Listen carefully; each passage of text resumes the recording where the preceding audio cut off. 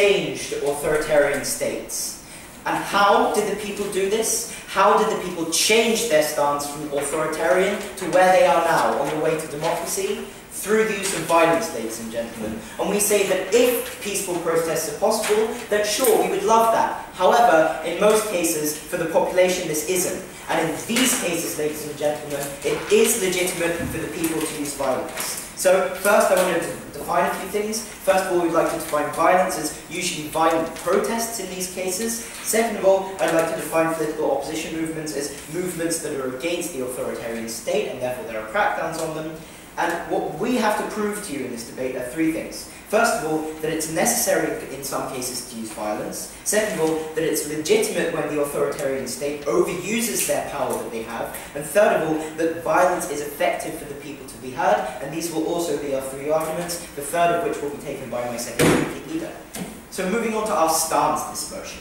Well, what we're saying on Team Proposition is that we would love the people of authoritarian states to be able to protest peacefully. We will love to be able for them to be able to change laws and overthrow their governments if that was the will of the people. No, thank you, madams.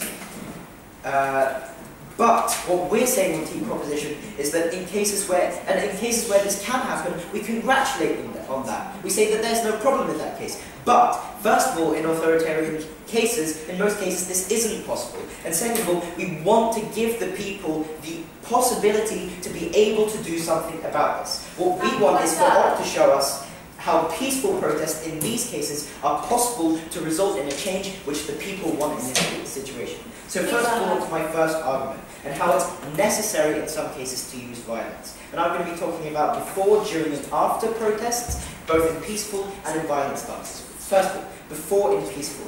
In many cases, it's first of all illegal to gather, it's illegal to group and plan these peaceful protests, and before the protest could have even started, the police could have found out and thrown them in jail before anything could have happened. Second of all, though, thank you, we say that it's hard to organise. It's hard to be able to tell enough people in these authoritarian states without being noticed, since in almost all cases, it is against the law to group, it is against the law to protest. No, thank you.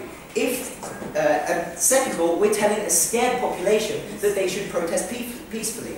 If I'm Mohammed, no thank you, in Libya before the Arab Spring, I would be scared to death if someone told me that I'm going out into the streets to protest peacefully, because I know exactly what's going to happen. I know exactly what kind of crackdown is going to come. And so this leads, in essence, to a small, badly organised protest because the people are scared of what's going to happen, because the people don't know how the oppressor will crack down on these people. Second of all, during this protest. So once you might have got enough people to actually gather without being put in jail, the police will crack down on this. And in the cases when they don't, we say, sure, that's fine. But when they do, and when the police do crack down, they're beaten, they're dispersed, they're arrested, and they're outnumbered by police. This, ladies and gentlemen, is a clear demeaning of human rights, and it's in these situations where we say that they should be able to use violence. However, in peaceful protests, they will be sitting idly by when this is being done to them. Finally, afterwards, there's a massive backlash on the people in peaceful protests because it leads to more police aggression towards the people. In some cases, the introduction of military because they're even more scared that this will be happening. And it's harder for the whole population because it makes starting another peaceful protest even harder. So planning is harder, you have more scared people, you have a higher crackdown, you have more arrests and more inhumane treatment, which leads to even more oppression of the people in these authoritarian states. So we say, what happens in violent situations? But first I'd like to take the floor. Please tell us why you have the moral imperative to do so, and secondly, how infringing upon people's rights is the right thing to do as a proposition. But what we're saying, ladies and gentlemen, is that in this last resort, which is what I'll be getting to in my second argument, that the people have the legitimate right, when the authoritarian ruler is using violence against them, the people have to not be able to sit idly by while this is happening, and have to be able to do something back. Moving on to the violent part of violent protest. So first of all, we say planning. Sure, it's still hard, but once people are oppressed to this degree, you've still got a scared population, but you've got one that wants change, ladies and gentlemen. You've got one that wants something to happen. Second of all, we say that there isn't as much planning needed because something, in almost all cases, for example, in most cases in the Arab Spring, something will set the people off. Either if it's a protest in a neighbouring nation, if it's someone being killed, but it happens, ladies and gentlemen, it makes planning easier. Second of all, we say during the protest, and we say, like in the peaceful protest, it's about the same. As soon as it starts, you've still got a police crackdown. No, thank you. You've still got this violence. But what we're saying, ladies and gentlemen, is when the violence goes back, and when the people are fighting back, you've got a whole population that are now interested. You've got a whole population that are now saying, what will happen to these people? Can I now express my opinions? And as soon as the people realise that this protest and the violence they're using shows that the authoritarian leader no longer is authoritarian, and his power is not absolute, and that the police, in fact, are overcomable, no thank you, you've got a whole population that are now realising that, hang on, there is something we can do. Hang on, ladies and gentlemen, there is something we can change, and there is a way that we can make our oppressed situation better, no thank you. And that's why we're saying that in the violent situations, it's only for a short period of time before you wake up a whole population. And in every single case, the population will realise this, and that they'll realise that the oppressor is no longer invincible. Like in Libya, like in Egypt, like in the Arab Spring, the people woke up, ladies and gentlemen. And we say that, yes, some people died, but if we carry it on, you've still got those disappearing in an authoritarian state. And second of all, in the peaceful way, they still have to sit idly by when people are dying. In these worst-case scenarios, it is therefore necessary for the people to be able to fight back. On to legitimacy. So what we're talking about is that when authoritarian rulers overuse their power, it's legitimate for the people to say no. Firstly, how authoritarian regimes use violence, and second of all, why the population can use it back as a last resort. So, no, thank you. In the worst cases, ladies and gentlemen, how does an authoritarian leader work? An oppressor is often indefinitely in place. If he didn't use violence, we wouldn't have a problem. We would be fine with this. We would say that sure, they could protest peacefully and maybe something would happen. But first of all, we're saying that this is most often not the case. And second of all, it's in his best interest to keep the population in check. And how does he keep the population in check? How does he stay in power? Well, he does this by not giving the people the hope of overthrowing him. He does this by oppressing the people. He does this by making them think that there's nothing that they can do to change his stance, to change how he is ruling, to change his perfect position that he's in. So how does he do this, ladies and gentlemen? And we see that in 9 cases out of 10, as the Arab Spring showed us, that violence towards the people is how the authoritarian leader will do it. He's demeaning their rights, and once he starts killing people, once he starts committing crimes against humanity, we say it's like he's declaring war on the people, ladies and gentlemen. If the US declared war on Bermuda, the Bermudans would not have to sit idly by and watch the US kill them and arrest them. We would say that the Bermudans would be allowed to fight back, and we say that this is why it's legitimate for the people to do so. Because when the authoritarian people overuses his power, he is declaring war on the people. He's taking it one step too far. He's taking it a step where the people must be able to not sit idly by as they're killed and as they're arrested. So in this case, ladies and gentlemen, we say that it's legitimate for the people to do so because the leader took it too far, because they moved away for saying, this is not okay, it's not okay that we're oppressed. Therefore, we prove that it's necessary and that they cannot sit idly by. Thank you. Thank you very much. I now call on the first opposition speaker, Rezny. Very good for that round.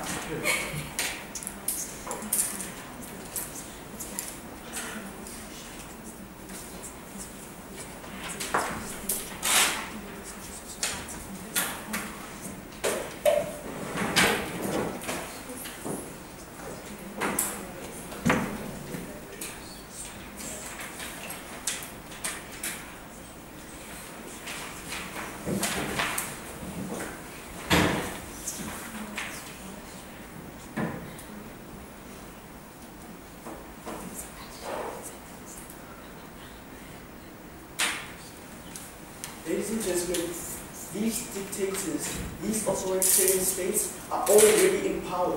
What more do they need to actually overthrow, ladies and gentlemen? Why do they resort to violence to actually harm the society? We don't like this, ladies and gentlemen, and I'll show you why this is harmful. But before that, we have 2 levels under my rebuttal and 1 simple question. Which side proves that violence is not the way to go, ladies and gentlemen. And then first level, ladies and gentlemen, we look at the process peacefully that they spoke about, and secondly, how these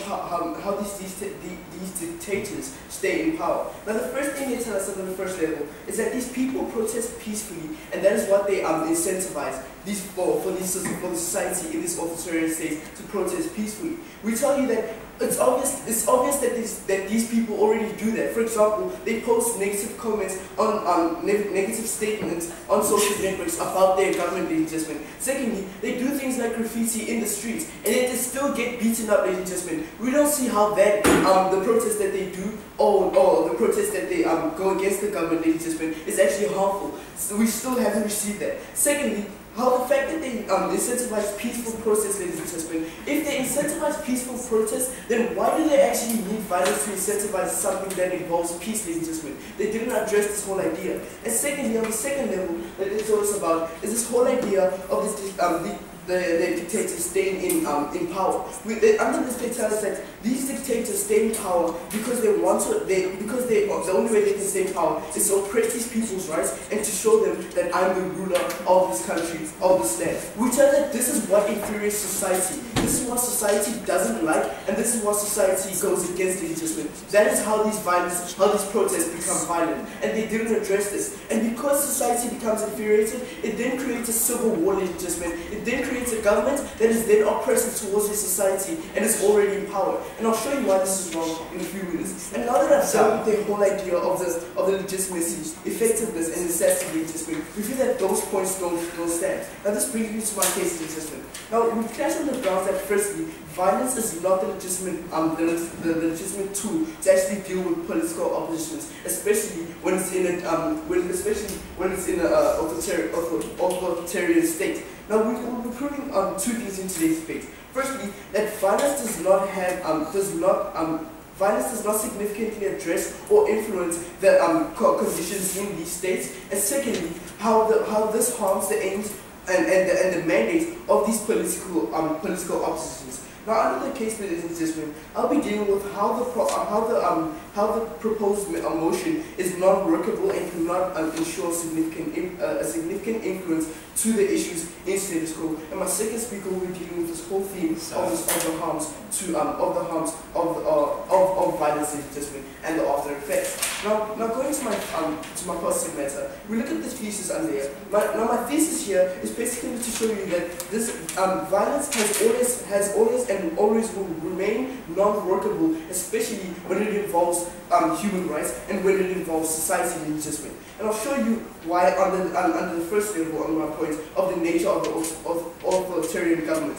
Now this is where we tell you that these people, they have complete power in society, ladies and gentlemen. And when society threatens that power, or threatens that influence, ladies and gentlemen, it then influences these authoritarian states to actually resort to means of violence, ladies and gentlemen, and suppress these people's rights. Now this means that once this happens, society becomes infuriated, and when society becomes infuriated, they resort to violence too. This means that these authoritarian governments, which are already in power, ladies and gentlemen, already harm these people's rights. And what do they have to prove with using violence? Yes, sir. Yes, please explain how your peaceful protest is going to lead to this change and why this won't.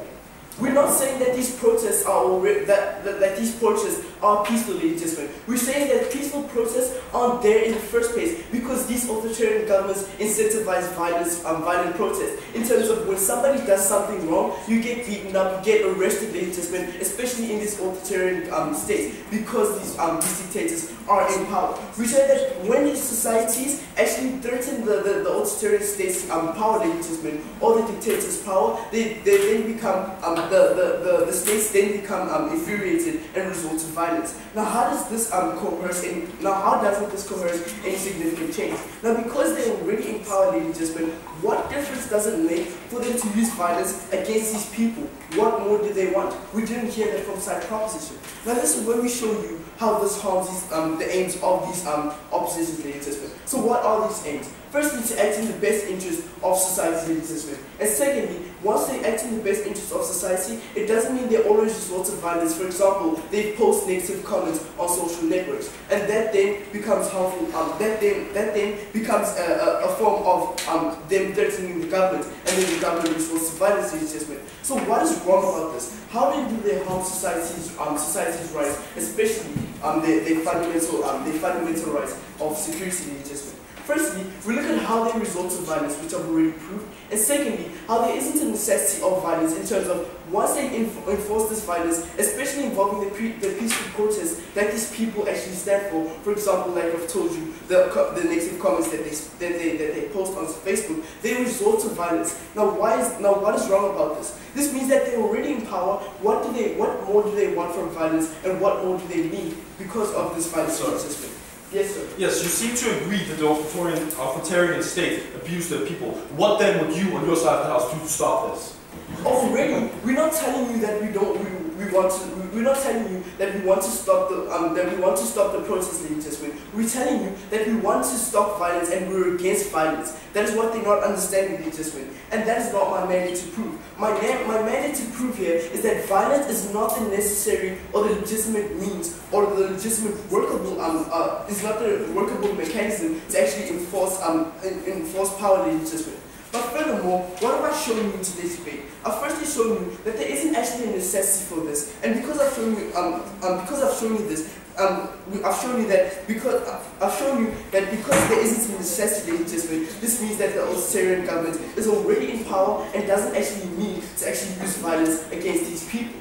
Now, furthermore, ladies and gentlemen, we've proved to you two things in today's debate: how violence doesn't actually address or influence the matter, ladies and gentlemen, all these conditions, especially in these authoritarian states, and secondly, how this harms the aims of and the mandate of these political oppositions who do stand for society, who actually do stand for society's rights. And what they didn't tell us, ladies and gentlemen, is what is so wrong about these political oppositions standing up for society's rights that they have to use violence in this case, ladies and gentlemen. And we didn't receive that from side opposition. So we think that this debate falls to side opposition. Thank you.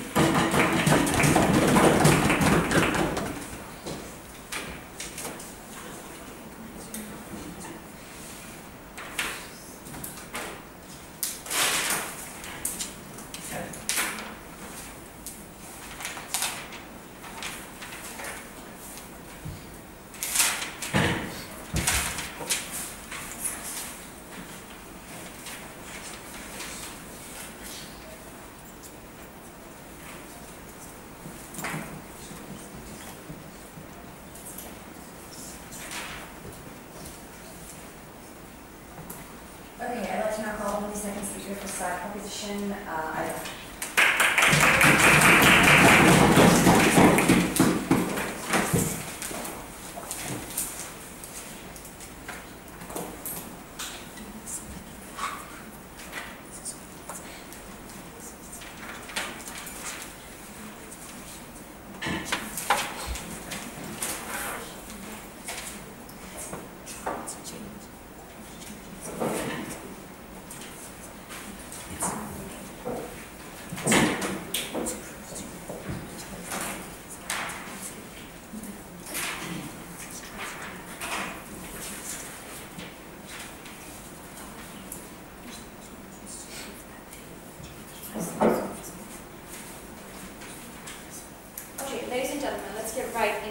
I will start by doing some reconstruction, then we'll do reconstruction, and then finally I will present our final argument about how effective really this tool is, how effective it can be to use violence in these scenarios. Okay, so let's take a look at some of the responses to the arguments that all represented at first. Necessity. Okay, we talked about before, during, after. Okay, clear analysis of this. And basically, we're still left with open questions to side opposition, like how will people gather in the first place? How will people speak in the first place? We really describe the nature of these authoritarian states to start with, that people can't even create movements to start with. So then these peaceful revolutions will have no purpose. They won't even get to the start where they would actually start revolting. We would like to hear a response about this. So how will people even have the possibility to gain the right, essentially? Now, we heard a very interesting response to the necessity argument. We heard at the very end of the first speaker from side opposition that they've disproven our necessity argument. But then they agreed that the people in authoritarian states are oppressed. They agreed by saying that, they're saying that, well, there is a necessity to do something about that. That they say that that is wrong, that they don't have these rights. And then they concede as well that peaceful revolutions don't actually always work. But that's not their burden, apparently, to prove how efficient they can be. So we say that's a flaw in their argumentation, saying that they are oppressed, this is a problem, what they're suggesting is not working, however what we are suggesting, I'm going to continue proving, is actually working. Okay, then let's talk about legitimacy. We still ask the side opposition, well, leaders still oppress the people, they can't do anything about this. Leaders still use violence against these people. As we said, that is in fact declaring war even on people when they're not allowed to do anything about that. We didn't really hear a response for this. We heard that, well, violence can never be legitimate. Now that is just an assertion that we heard from side opposition that violence is bad. And we said from the beginning that yes, we do prefer peaceful revolutions when that work. However, we see many scenarios when that doesn't work. We gave many examples of that. So we like to see them debate on our premise, setting it that this is a last resort. We're talking about the scenarios when peaceful revolutions are not working. So let's talk about that in the future of this debate. Now, let's talk about what we heard from them. Well, they talked about the status quo and how violence has apparently never worked in a revolution. Well, we talked about the Arab Spring. And we could talk about Tunisia, for example. There was violence to start with. Now they have the constitution, we've granted rights. There are many examples of when it started with peaceful ideas of democracy, of rights. Then they've had to turn to violence because the police have attacked them. They tried to kill them and arrest them, take them away. And then they've continued doing this. The movement has grown, and now there's a constitution. Now there's more or less a democracy, and we see people getting what they fought for. So there are many examples to disprove of how violence cannot work.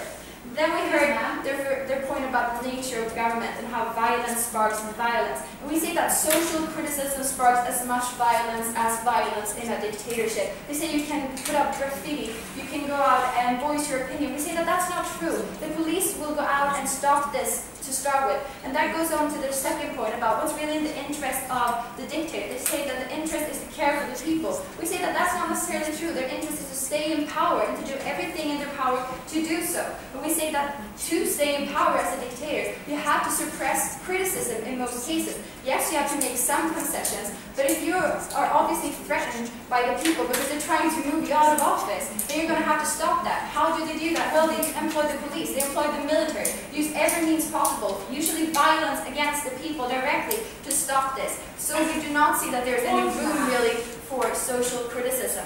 No, thank you. And we see that in most cases, even if you employ violence or no violence, we see that the governments will respond with violence against the people. They will declare war, as we said, on the people. So we say that under our model, when we propose using violence against that, we actually have a potential to change something. We see that we can change the situation. We see that we can achieve a democracy or the rights that the people are actually fighting for. Whereas under their model, when we meet no violence, but then the government comes and addresses us with violence, we achieve nothing. So then we're back to square one, whereas we're actually moving forward, which we see is in the interest of the people.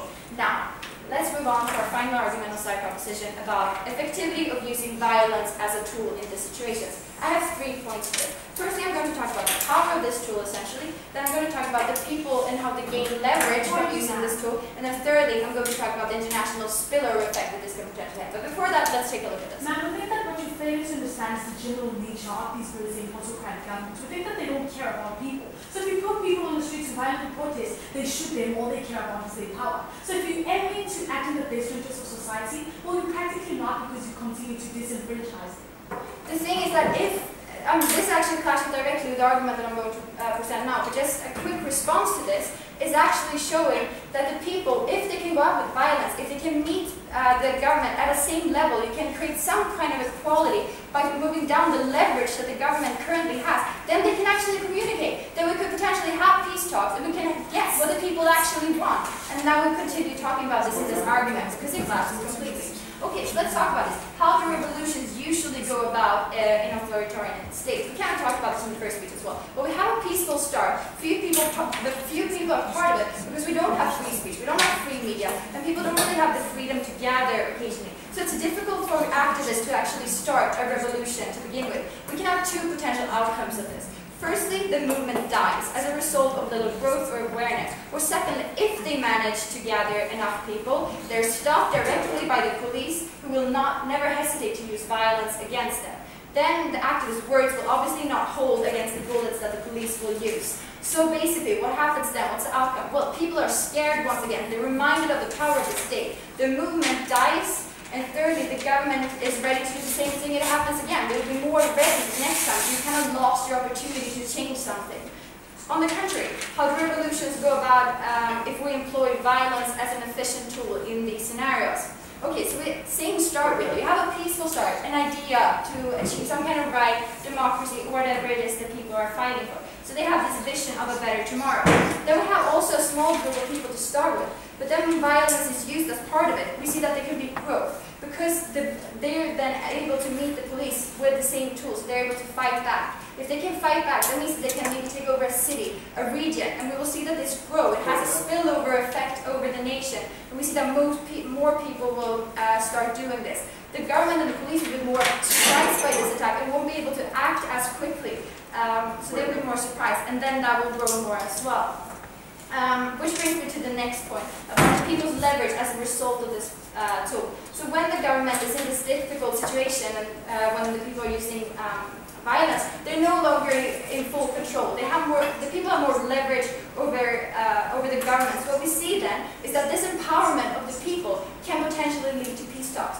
Why? Because once they're on the same level, when the government actually realizes that they actually have a lot of power, they're against me. We need to communicate. We need to make some concessions, we need a trade-off, we need to find a solution that works for everyone. So you see that then we put them in a higher likelihood of actually proceeding with the peace talks that they originally really wanted. So we've shown you now that the violence used as a tool can actually work to better achieve this peaceful idea that these protesters started out with, which we on Side Proposition find very, very beneficial. Now finally, let's talk about this international spillover that we could potentially have. We see that if this makes international media, if this movement grows, there's a higher likelihood that foreign aid will be provided, maybe through military, financial, anything will help to make this movement grow. We saw that during the Arab Spring, and that will help perhaps overthrow the leader and help grant the rights that they so deserve. Once this is used, people will help. And even if it isn't a successful revolution, even if it's a stalemate, we also see that the international community can help. So today, what I've showed you, we've already proven that it's necessary, that it's legitimate. And now I'll also show you that it's necessary. And for these reasons, we beg you to propose this motion today.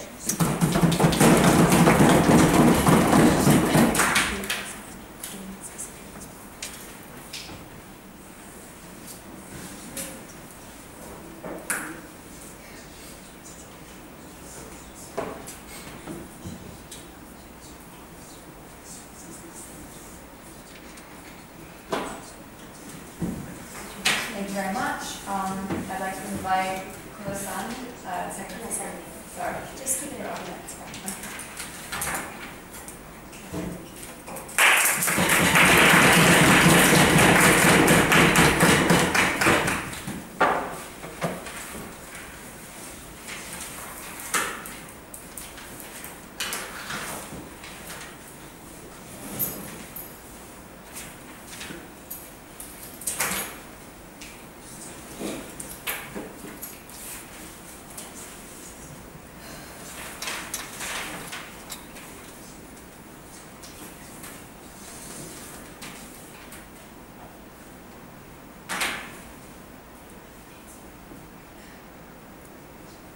One reason Side Proposition uses today's debate, one, because they think fighting violence with violence is going to end the problem and all of a sudden you'll be peaceful because you've already fought. Secondly, they think that all of a sudden since society wants to fight against government, all of a sudden there's going to be stability within these countries will all of a sudden be developed and everyone's happy. Wrong. They must come back to reality and look at this and look at how society is actually deteriorating. The government is actually a dictatorship. But all of a sudden, they think that when they actually fight against the government, all of a sudden they will actually be benefited at the end of the day. Right, so I'll show you this. But let's go to my reconstruction first. So this is where we tell you how the proposed motion is non-workable and cannot significantly influence the issues of status quo. Now what is the status quo we actually talk about? We think that within status quo, we've got people. Let's look at this whole global influence in terms of organizations like the UN actually intervene.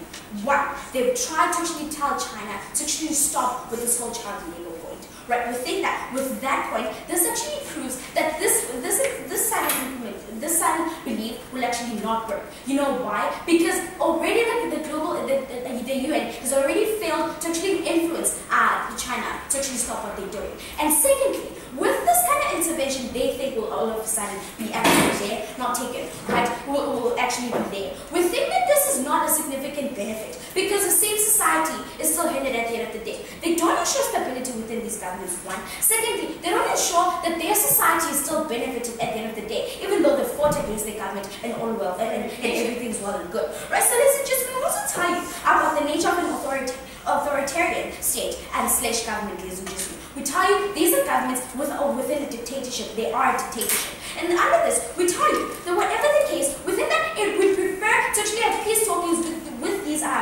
these governments instead of letting society fight against their government, which then creates things like civil war, which we don't want, ladies and gentlemen, because this then deteriorates the development of the specific country. I'll tell you why we value this development at the end of the day.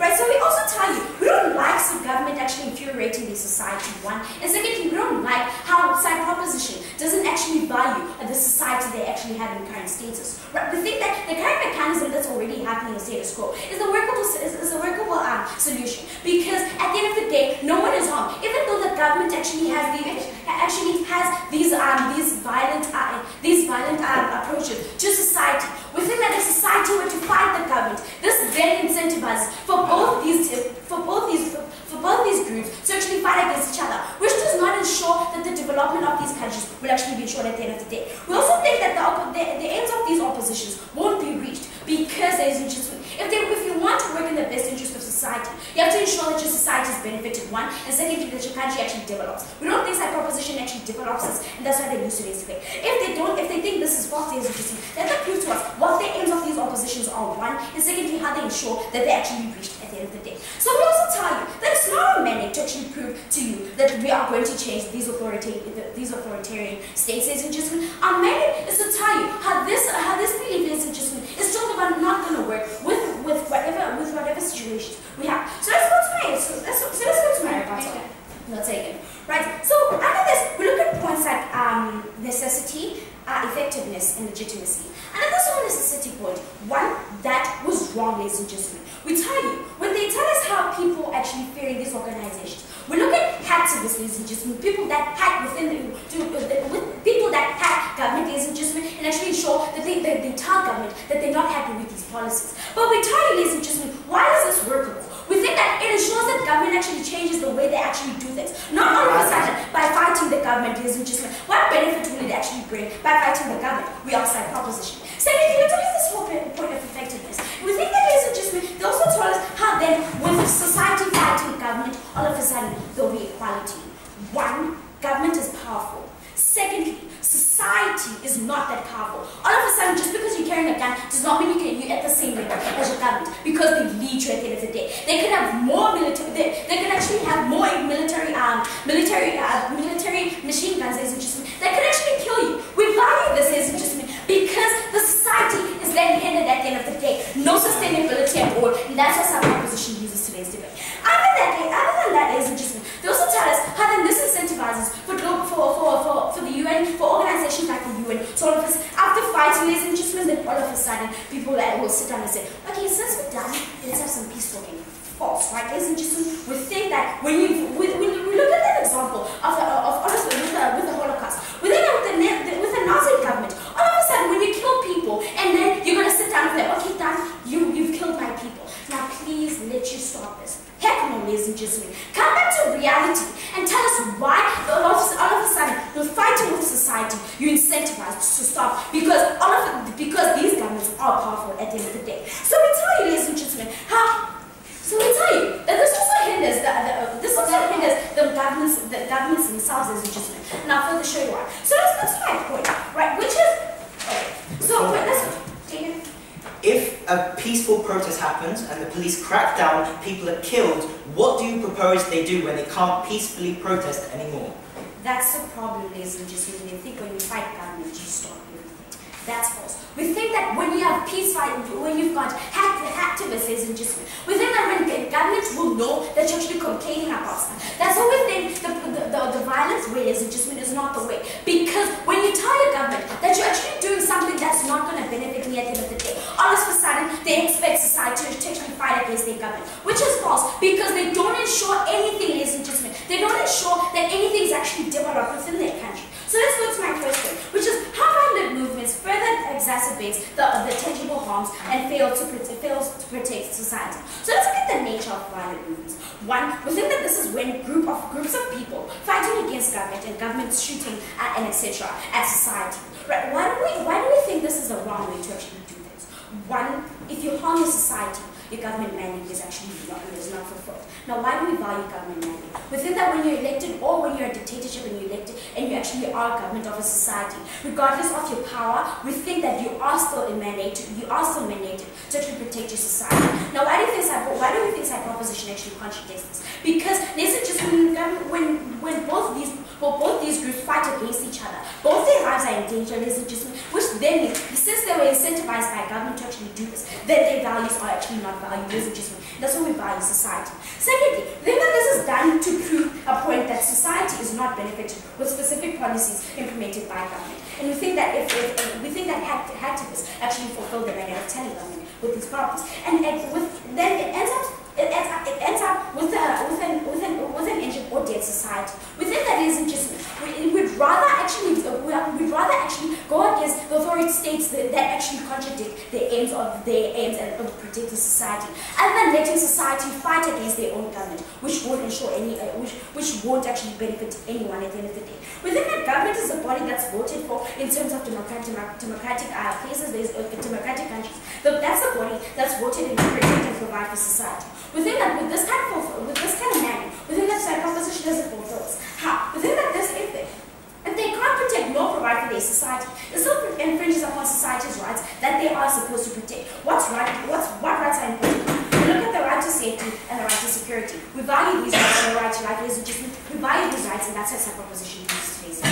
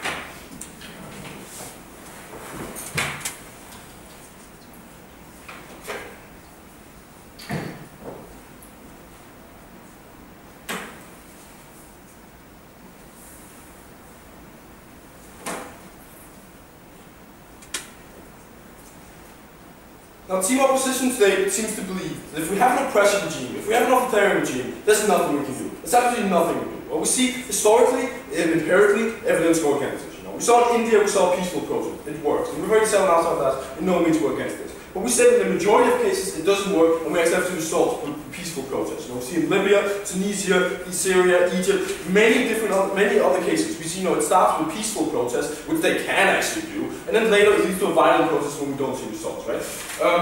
It leads to violence to actually finally start seeing results, and we do see results in our side of Africa. We see that regimes are being overthrown by the people, and that is what we stand for in our side of Africa. Now we have to prove three things in our case today. We have to prove that there was a necessity to do this. Second, we have to prove that it was effective to do so. And thirdly, we have to prove we had the legitimacy to do so. Again, only in some cases, only in the cases where it doesn't actually work. So let's get into the first point on necessity. We're looking at two things. First of all, the nature of authoritarian states, and second of all, peaceful process versus violent process. So let's start with the nature of authoritarian states, right?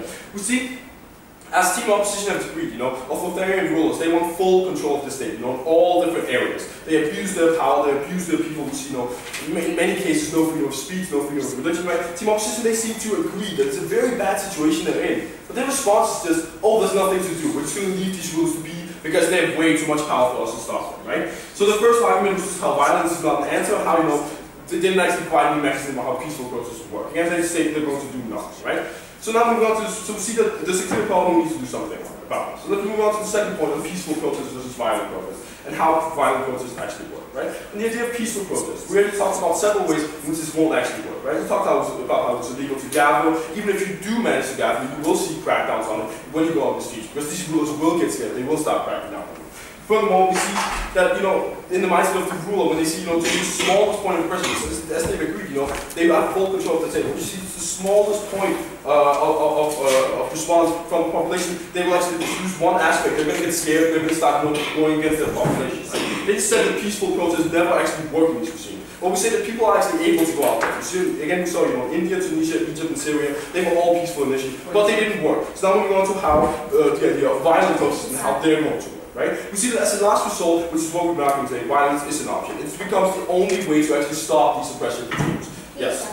Why don't you tell us that these peaceful fights have actually worked within the long run in countries that you've mentioned, and all of a sudden they didn't work? Please tell us your response. We proved, yeah, exactly. We proved that in India it did work. We've seen in many other cases there were crackdowns by the government. They cracked down even more on them, and they saw the only response was violent protests. Now we're actually responding to your point on why violent protests actually do work, right? We see that first of all, they're led by irrationality, not rationality. This happens when people are angry. When the peaceful protests didn't work, now they're angry, they want change, right? They're led by irrationality, not rationality. So we see that it takes less planning, first of all, to actually do this. You're just angry, you go out into the streets because you want change. Furthermore, we see that they might have been scared to do so before, but now they just want change, as we talked about in our first speaker. Now these people, they just want change and they'll do anything together. They'll go onto the street and they'll start protesting, right? We can think, in the mindset of a rebel. What are they thinking, right? Initially, they might think, oh, okay, maybe we can actually try to make some change. We'll start out with a peaceful protest.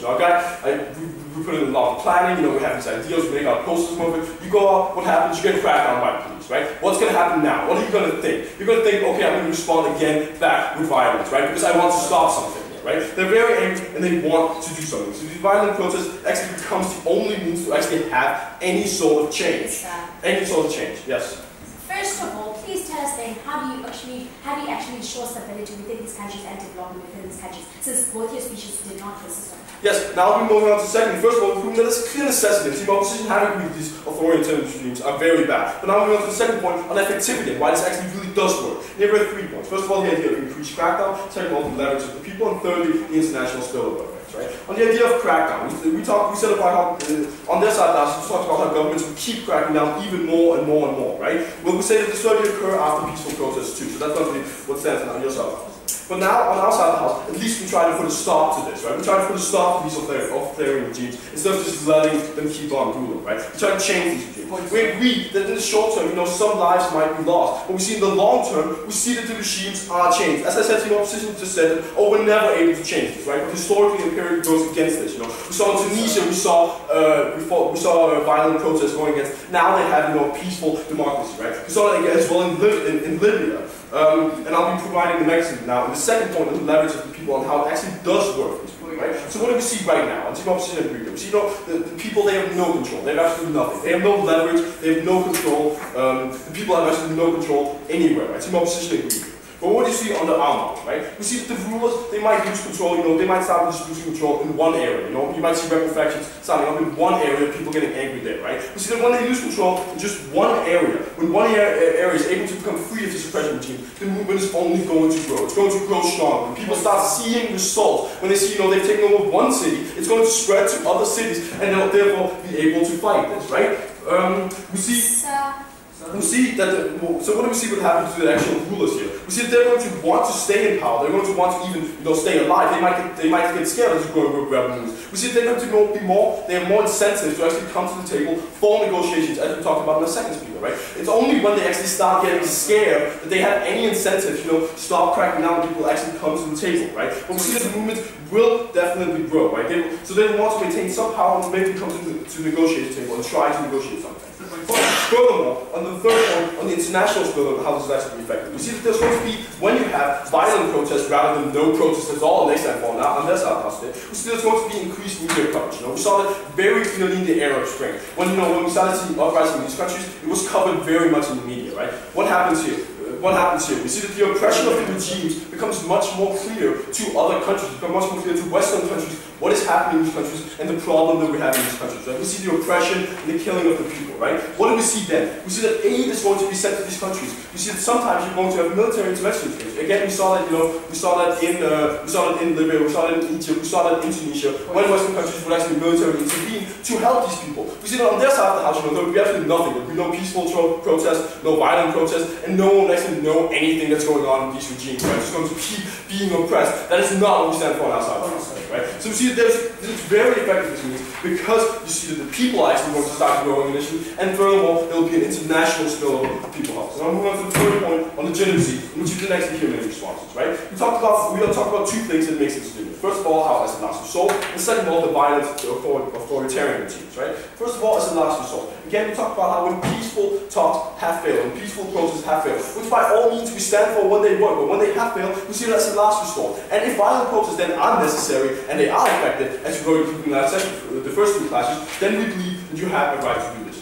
Furthermore, on the second point, on the violence of authoritarian regimes, we talked about how they're already oppressing their people, right? They're using power and violence themselves to oppress their people, to oppress their people. We talked about how, it's actually waging war on their own people. Like what we see in Syria right now, that's definitely waging war on their own people. He's using chemical weapons. Bashar al-Assad is using chemical weapons on his own people. It's like he's waging war on their own people. We believe this justifies further that they respond back with violence. This is the only means that they can actually make a change. We see that this makes it okay for people to fight back, right? So because we've proven in that case today, first, how it's very necessary, whereas opposition, they would actually stand by and do nothing, we would actually try to make a change. We see it's very necessary to make a change. Second of all, that it's effective to do so. And thirdly, that it's very legitimate to fight back, to protect yourself. We take this debate today.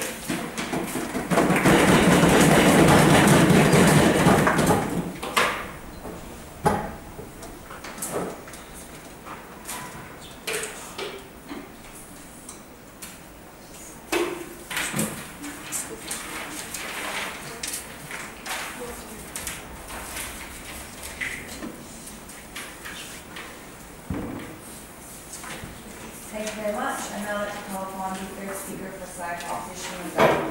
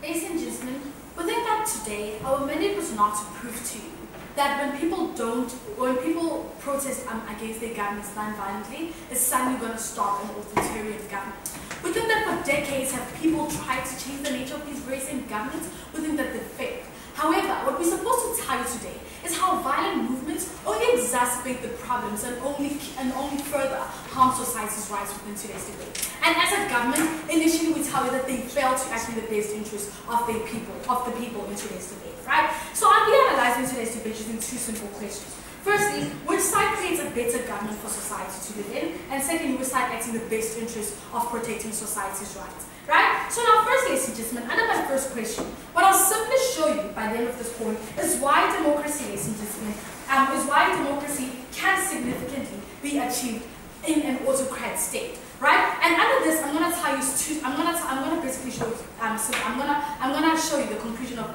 three simple things. One, that democracy is firstly overrated, ladies and gentlemen. Secondly, that democracy is not absolute and that democracy is situational. So what that basically means is that if given people power harms them, then it's okay not to value democracy, and that's why they didn't address. So first, ladies and gentlemen, under this very same point, we then address the nature of these very same autocrat states, which we've been preaching, but they still ignore. So the time, ladies and gentlemen, is that it's simple. The nature of these very same autocrat governments is that one, they're power-driven and hungry. Two, they practically don't care about people's lives. All they care is about preserving the power that they hold. So what does this then tell us, ladies and gentlemen, is that when you threaten their power, they're going to use any forms of ways to actually protect this very same power and use that they hold. So what does this then tell us, ladies and gentlemen? So what does this then mean, ladies and gentlemen? Is that they can simply kill these people if they stand on the streets and throw bombs on to the government. But they can simply kill them based on the fact that they don't care about these people's rights at the end of the day. So if they're assuming that what they're doing is to protect people's rights and ensure that people can stand up for themselves, well, there's no person to actually protect if people are still killed regardless in their stance in today's debate, right? So ladies and gentlemen, what does this then further mean in today's debate? Which tells us that violent strikes, ladies and gentlemen, only mean that societies, what this practically means is that violent strikes only mean that society doesn't stop these very same governments from killing them, but it only further infuriates them, ladies and gentlemen, to even tighten the very same policies that they hold with, that they actually hold within status quo. But more than that, we tell that all the past examples that they gave us, such as the Arab Spring, that the only reason why those examples, or rather why violent movements worked in that line, was because one, those very same countries were not necessarily autocrat, but more than that, they didn't hold much influence at the end of the day. So what does this mean? That, for example, South Africa, when there was the apartheid government, it was a developing nation. Therefore, boycotting diplomatic ties means that essentially it was threatened. We don't think that with big countries like China and Russia, when you simply boycott ties, it initially just stops them it initially stops the policies or other power that they actually hold within this, right? But more than that, ladies and gentlemen, we tell that. Well, but more than that, what they then tell us is that, well, when we actually allow for violent movement, it actually allows for peace talks between government and its people. Ladies and gentlemen, we don't necessarily see the logical way behind this. We think that when you're going to go to a person who's power-driven and you throw a bomb on them and expect them to initially step down and say, let's talk about this, we think that this does not necessarily happen. That's why people fear violent strikes in the first place, because they know that they've got to be shut down regardless. That's why people resort to non-violent strikes. You know why? Because you sit down on your computer, you're a hacktivist, and you start hacking into the government system and posting bad stuff about it. We think that this creates a bad perception. We think that that's a form of protest. We think that when you sit down and you satirize government policies, we think that this is a form of protest, and we think that we value the very same privilege that these people have. So why should we then allow for propositions to put these people's lives at stake through violent process? We think that this is when we don't value protest within society, when they put people's lives at stake, right? But then on the third level of response, they tell us that, well, it actually creates the idea that, well, when these people actually violently strike against government, then, well, there's going to be some form of balance of power. We think that this is not true. We think that when you're an autocrat, you have absolute power. That already means that people have no chances of actually gaining about an equal amount of power. But more than that, we saw that even if this method did not stand, we saw that initially, when people have two equal amounts of power, we think that what they want is that there's always going to be one body that's going to try to prove that they're more superior than the other. We've seen it with Russia and America, especially with things such as the Cold War and in general. We know that what happens is that both these countries actually superpowers. But what they always aim to do is to show why one is actually better and much more powerful than the other. That's why they constantly try to colonize. That's why they actually constantly try to actually maximize their power, the hegemonical powers that they actually have, right? We think that this does not necessarily allow for them peace talks or a better revolution at the end of the day. We think that it only aggregates these people and only makes them much more angrier because they want to be the last person to actually have power at the end of the day, right? But now, fourthly, ladies and gentlemen, let me then show you why the global community's intervention will not necessarily have any influence on this. We saw that the nature of these very same autocratic countries is that they're more likely to have a very big influence. We look at countries such as China, who are part of the Security Council. This means that they have veto power. This means that for decades and decades, have the global community tried to actually coerce ideas of change to policy. But because they have veto power, this actually prevents them from further continuing to actually coerce these very same ideas of change. But more than that, we saw that it's because they're very essential in the world of diplomacy and trade. We saw that these are more likely to be countries with a lot of resources and developing countries like South Africa are more likely to depend on them. So if they want to threaten them by trying to by actually trying to boycott diplomatic ties, we think that it only disadvantages the other countries and not these very same people. What does this then tell us, ladies and gentlemen? That it doesn't incentivize them to give up the very same power that they hold because they're not threatened at the end of the day, right? So with all of this, ladies and gentlemen, what does this then tell us, ladies and gentlemen? That the very same global community that they assume will then intervene, when they actually intervene, within that it contributes what they role within the global community, which is to ensure national security. We think that when they coerce ideas of changing to these government's policies, we think that one only advocates these governments and people still die. Secondly, we think that it contradicts what they stand for as a global community, which is not coercing your own ideas of change into other countries' sovereignty. And because of that, ladies and gentlemen, we think that they disadvantage the global community in today's debate.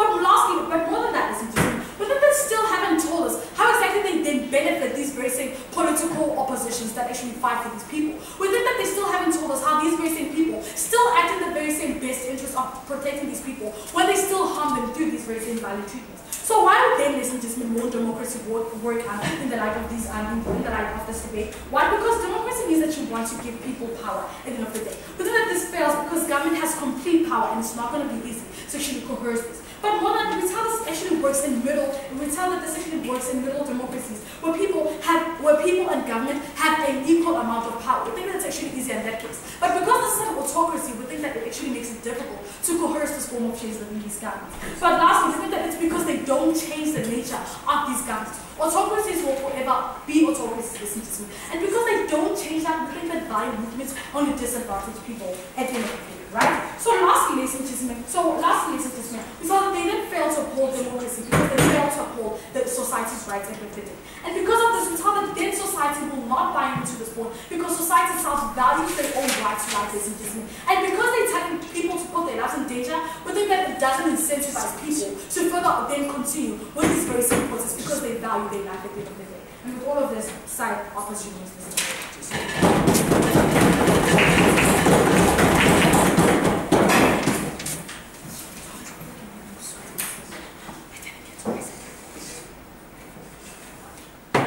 Thank you very much, and I call upon the required speaker for side opposition as well. I'm staying here, otherwise.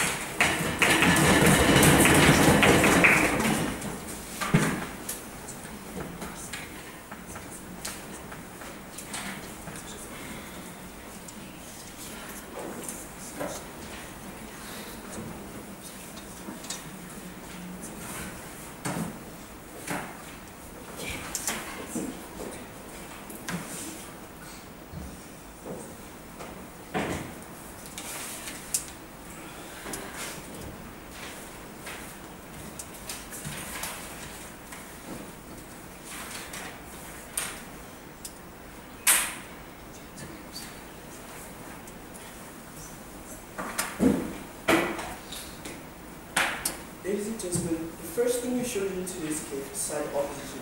That because these people already use violence in status quo, and because these governments already use violence in status quo to actually try to solve these problems, that they're not successful in adjustment because the society gets infuriated, we still win today's debate. That is why we identified one major clash in today's debate, which is violence being used as a tool to stop political oppositions. Now we'll be analyzing this whole debate.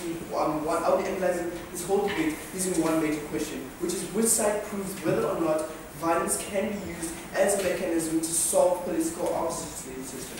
So this is where we go to this one question. And we told that because these states already use violence in the system as a means of solving these protests, they said they conceded to the fact that yes, they do the investment. That is why they try to incentivize these peaceful protests. And we told you that no, they don't, because the status quo, they use violence to try to stop these protests, but they don't actually they aren't actually successful because they infuriate society. There was no response. And we told you that even if they do incentivize peaceful protests, we told you that especially in our first speech, that once you threaten these authoritarian states' power, and you show that when you protest and you threaten the authoritarian states' power, it simply means that they become threatened and they pressurize and they concede to this whole idea. No response in just. And we told you that, and they told us that is how they stay in power, by oppressing these people's rights. And we show you that once this happens, society still gets infuriated and there's no resolution, no response to that.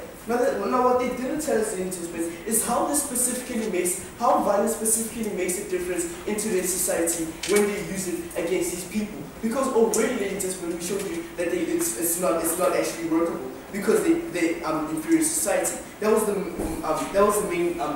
main idea. And because society is then infuriated, government doesn't actually because society is then infuriated, we then showed you that once this happens, it means that the government does not listen to them, and they only resort to violence as a form of attention engagement, and this is how civil war was created. No response. Now we then showed you that because violence is not actually workable in engagement, what other solution is there? They didn't tell us in engagement. That is why they used today's debate.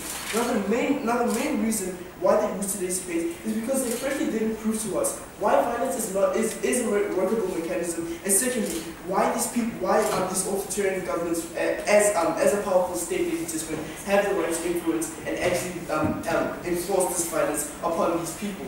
There wasn't any mechanistic analysis to that legislation. Now, because violence, we showed you that violence is not effective, we mainly proved two things in today's debate.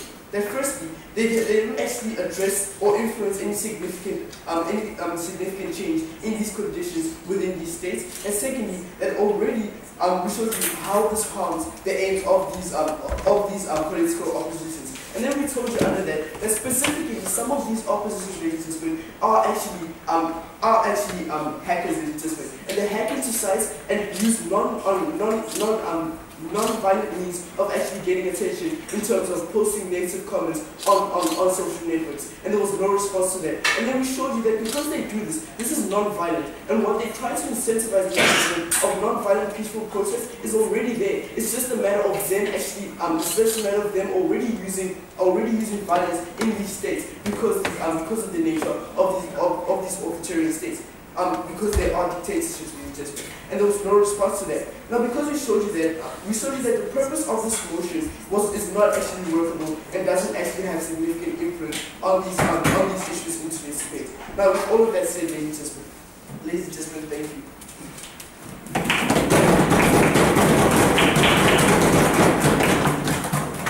Thank you very much, and I'll call on the final report for the debate.